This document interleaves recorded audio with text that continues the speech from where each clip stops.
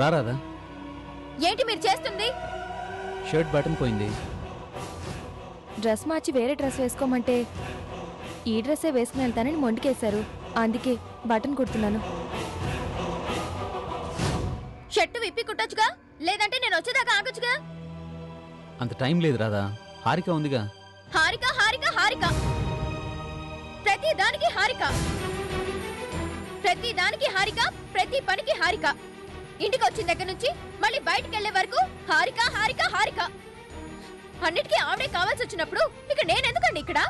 అది కాదు రాదా. నాకేం చెప్పకండి, నాకంతా తెలుసు. భార్య నేను ఇంట్లో ఉండగా పరాయి ఆడదంతా పనులేంటి అసలు?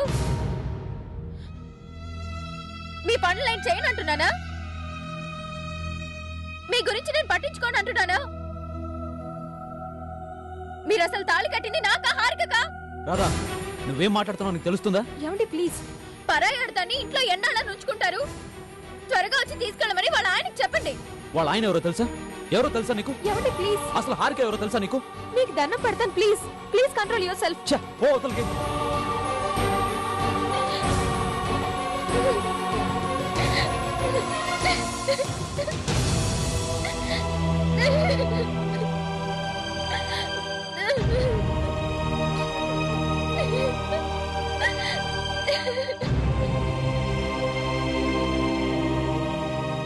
అన్నీ తెలుసుండి కూడా ఎందుకంత ఆవేశపడతారు?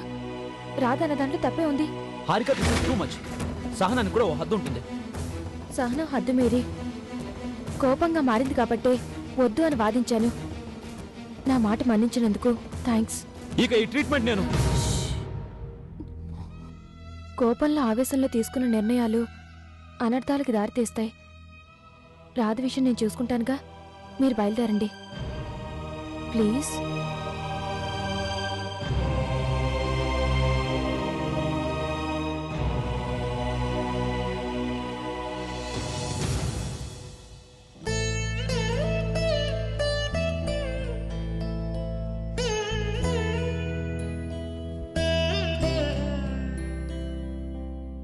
కట్టుకున్నదాని నువ్వు ఒకదాని ఉండగానే ఉనకాపల్లి బెల్ల ముక్కను తీసుకొచ్చి ఇంట్లో ఎట్టుకునేదేంటి మీ ఓయిన?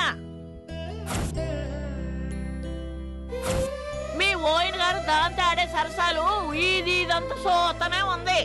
ఈ ఇంతలో జరిగే బాగోతు తెలియదు గాని ఇతరులకి నీతులు చెప్పడానికి వచ్చింది మళ్ళా.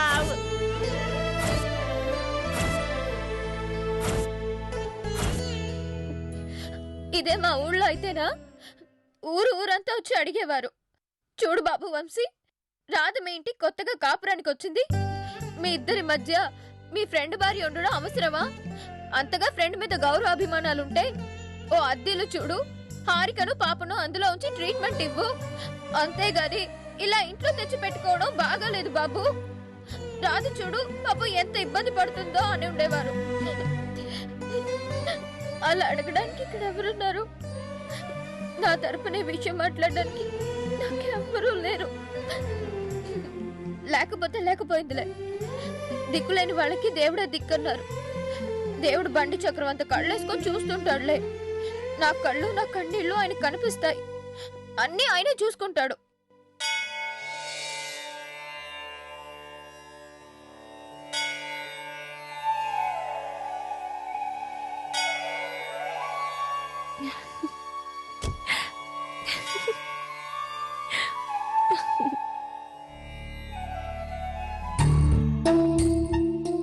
సిగ్గు లేకుండా నవ్వొకటి.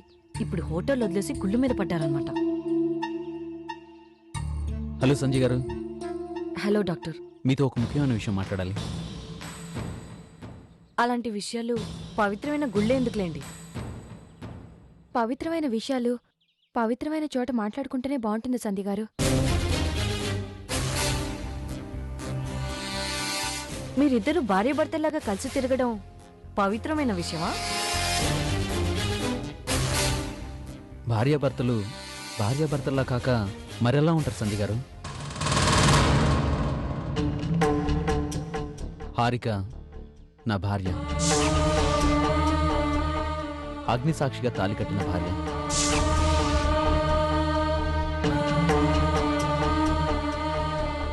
మరి రాధ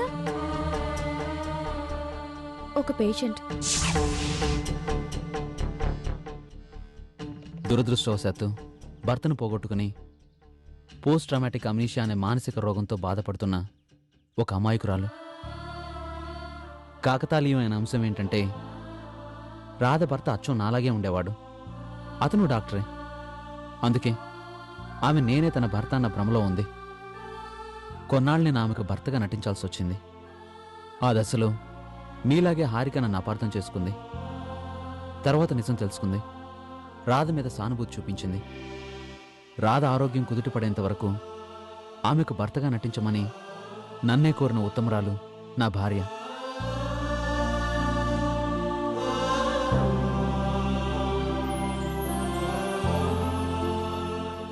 అంతేగాని మీరనుకున్నట్లు సిగ్గులేని ఆడది కాదు. మనసున్న మనిషి, మానవత్వం ఉన్న మనిషి. ఈమె నా భార్య అని గర్వంగా చెప్పుకునేంత గొప్ప మనిషి.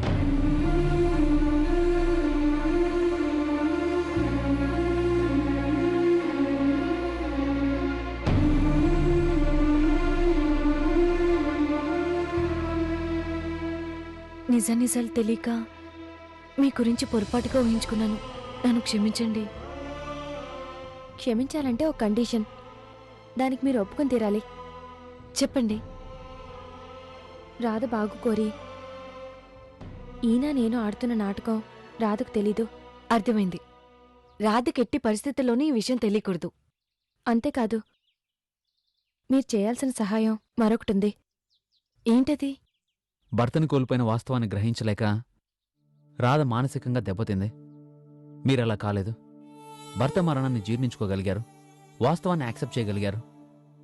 జీవితాన్ని ధైర్యంగా హుందాగా ఎదుర్కొంటున్నారు. మీ అత్తమామలపై ఆ ప్రభావం పడనివ్వకుండా, కొడుకులేని లోటును వాళ్ళకి తెలియనియకుండా వాళ్ళని అమ్మానాల కంటే ఎక్కువగా చూసుకుంటున్నారు.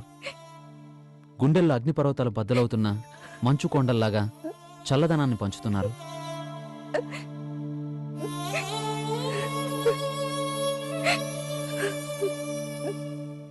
రాధలాంటి గాజు బొమ్మ మీలాంటి బంగారు బొమ్మగా మారాలి. అందుకు మీ సహకారం మాకు చాలా అవసరం.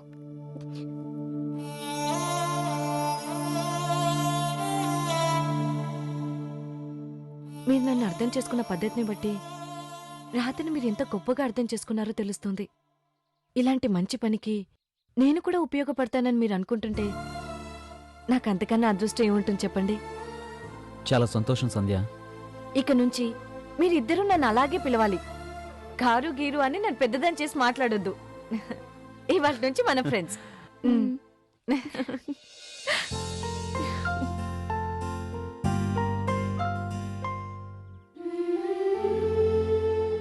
ఇంతకీ నీ గొడవేంటి అసలు? నేనాయన భార్యనా కానా? భార్యవే. అన్ని సంగతులు ఆయన చెప్పాల్సింది నాతోనా కాదా? నీతోనే కదా. కానీ ఆయన ప్రతిదీ అక్కతోనే చెప్తారు. చెప్తే తప్పేంటి? ఆయన భార్య నేను కదా.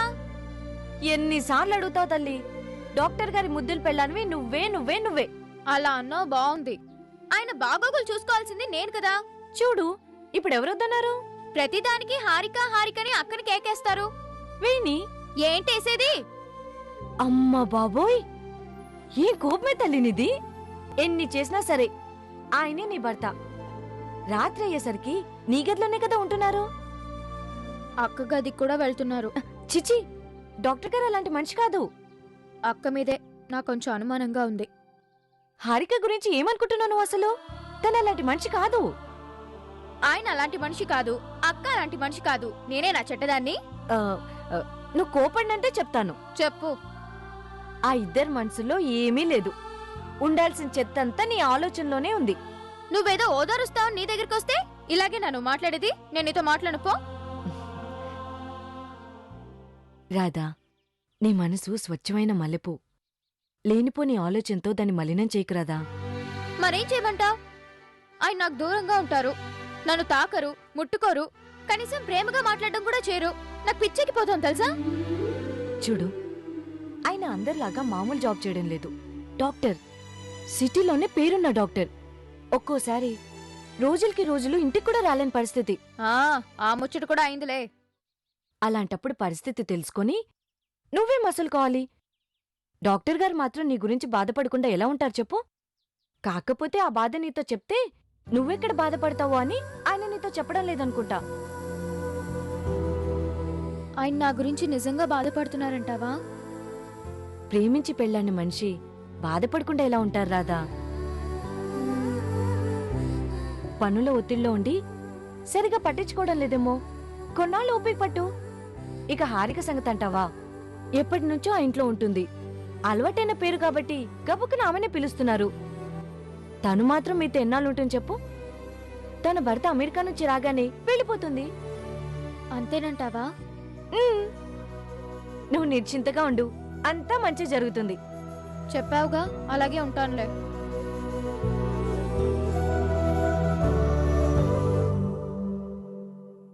హరి, కమన్ కమన్, త్వరగా పెట్టు, లేట్ అయిపోతుంది. అన్ని రెడీగా ఉన్నాయండి, మీదే ఆలస్యం. Very good. ముందు చేతులు కడుక్కునండి. బానే ఉన్నాయి కానీ ఆ చేతులతోనే సాక్స్ వేసుకున్నారా? ఆ చేతులతోనే షూస్ వేసుకున్నారా? ఆ చేతులతోనే. అబ్బా తల్లి, ఆపు నీ దండకం.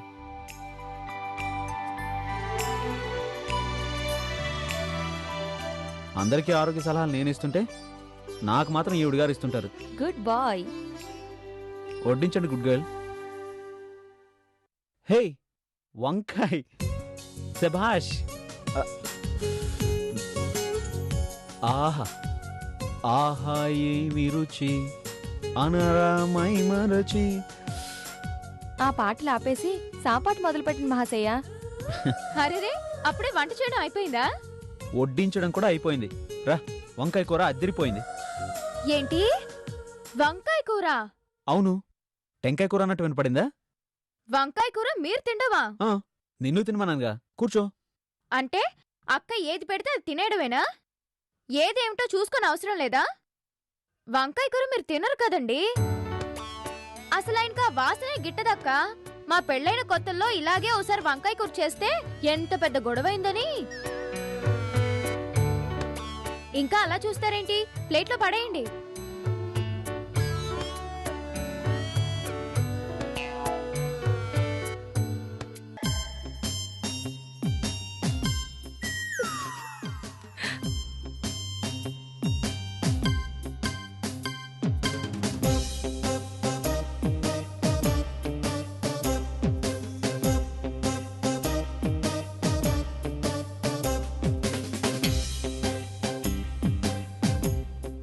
మీకు ఇష్టమైన తోటకూర పప్పు ఉంది, వేసుకోండి. కొంచెం వంకాయ కూర ఉంటే వేద్దు. హారిక బానే చేస్తుంది. తను బానే చేసుండొచ్చండి, అది మీకు బాగుండదని నాకు తెలుసు కదా. రసం వేయమంటారా? ఇక్కడ కాదు, నా నెత్తి మీద పోయి. ఊరుకోండి.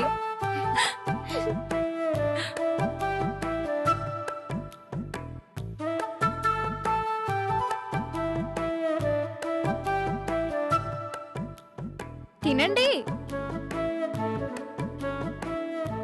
మొహం ఎందుకు అలా పెట్టారు? ఇంకోలా పెట్టే వీలు లేక.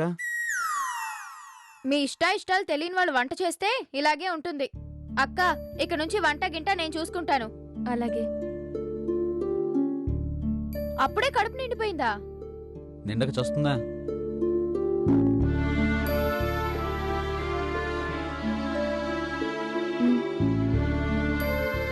అసలేం తినలేదు మీరు. సాయంత్రం వంట నేను చేస్తానుగా, కడుపు నిండా తిందురు గాని. అలా కూల్గా బెదిరించడం నీకొక్కదానికే సాధ్యం రాదా? Really I'm appreciate you. అయ్యో బాబోయ్, ఎంత కాలానికి మెచ్చుకున్నారో. ఇదిగో హారిక, సాయంత్రం వంట రాధ చేస్తుంది, నువ్వేం చేయకూడదు. అలాగేనండి. రాధా, వంకాయతో పాటు ఇంకా నాకు ఏమేం కూరలు పడవో ఒకసారి హారికకు చెప్పు. వంకాయ, అదేంటి బచ్చల కూర, ఇంకా కంది పచ్చడి.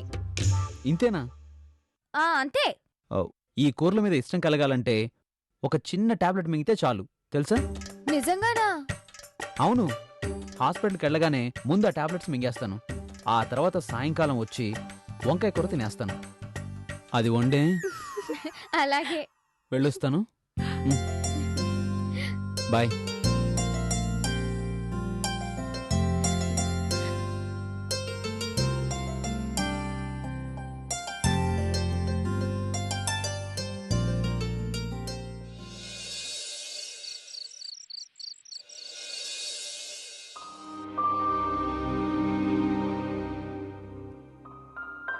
ఏమైంది హారిక? పాపను లోపల పడుకోబెట్టు. వద్దండి. తీసుకెళ్ళనివ్వండి పాపం. అది కాదు రాదా, నీకు తెలుసు కదా, పాప ముందు నా గుండెల మీద నిద్రపోయిన తర్వాతే బెడ్ మీద పడుకుంటుంది. రేపొద్దున వాళ్ళ నాన్న దగ్గరికి వెళ్తే అప్పుడెక్కడ నిద్రపోతుందంట? నువ్వు కాసేపు మాట్లాడకుండా ఉంటే బాగుంటుంది. రాధ చెప్పిన దాంట్లో తప్పే ఉందండి.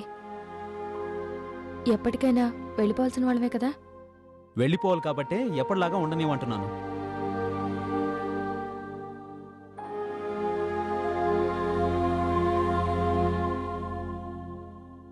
సరే, నువ్వు అన్నట్టు రాజు చెప్పిందే కరెక్ట్. అబ్బా, ఎన్నాళ్ళకు ఒక నిజం ఒప్పుకున్నారండి.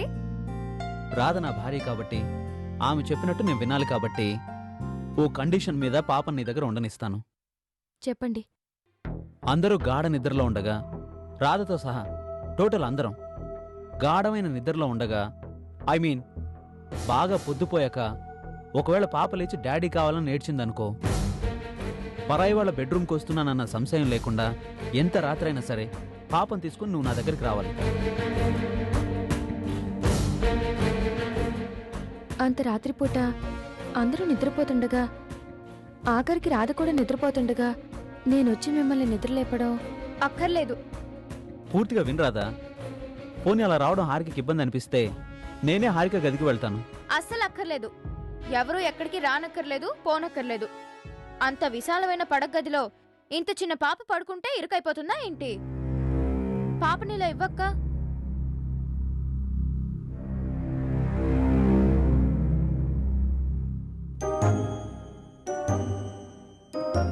మ్మ్.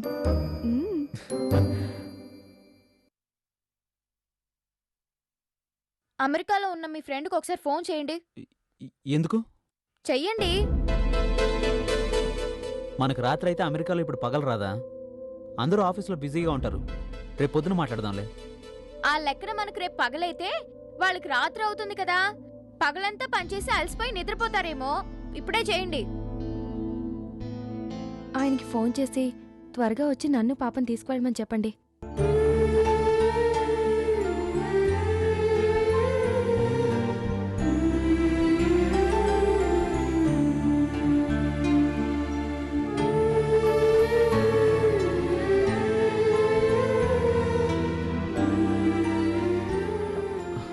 లైన్ కలవట్లేదు రాదా? హలో, ఏరా కిషోర్ బాగున్నావా అని అడగండి. కిషోర్? ఈ ఎరా కిషోర్ బాగున్నావా? మీ ఫ్రెండా? అవును, వాడే. నేను నా భార్య రాధ కలిసి నీకు ఫోన్ చేద్దాం అనుకుంటున్నాం. ఇంతలో నువ్వే ఫోన్ చేసావు. నిజంగా నీకు 100 ఏళ్ళురా. 100 ఏళ్ళు కాదు, మీరు 1000 ఏళ్ళు చల్లగా ఉండాలని ఆ దేవుని మొక్కుకుంటున్నాను. థ్యాంక్స్ రా, థ్యాంక్స్ అలాట్. సిచ్యువేషన్ ని ఎంత తెలివిగా డీల్ చేస్తున్నారు. Really super. అరే యార్, అంతగా మెచ్చుకునేవాడు నీ స్టైల్లో చెప్పొచ్చు కదరా.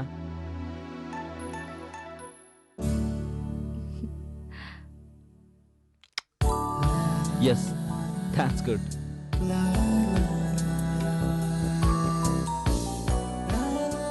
I love you. అబ్బా,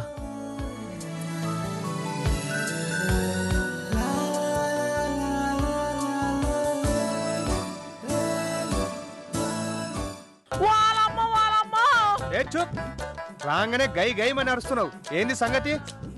నాకు తెలిసినంత వరకు ఈవిడ గర్భవతి.